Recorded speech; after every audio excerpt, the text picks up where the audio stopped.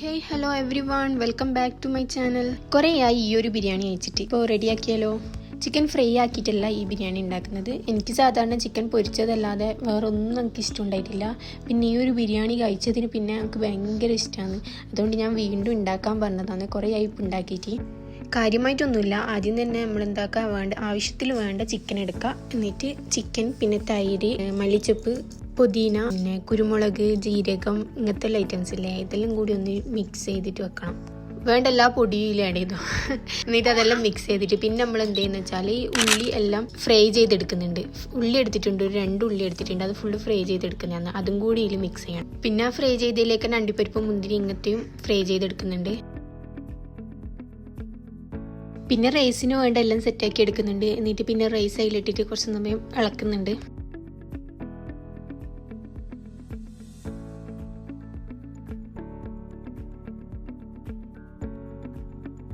Rice അതിലൊന്ന് fry ആയി വരുന്ന സമയത്ത് അതിലേക്ക് വെള്ളം കൂടി ഒഴിച്ചു കൊടുക്കാം. അതിനുശേഷം ഇതൊരു 10 മിനിറ്റ് മൂടിയിട്ട് വെക്കാം. പിന്നെ വിസിലൊന്നും ഇടുന്നില്ല.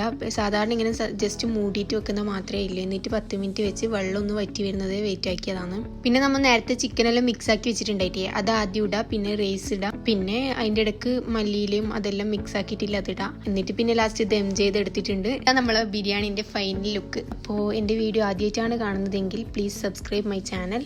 അപ്പോൾ ഇത്രയേ ഉള്ളൂ. See you next video. By.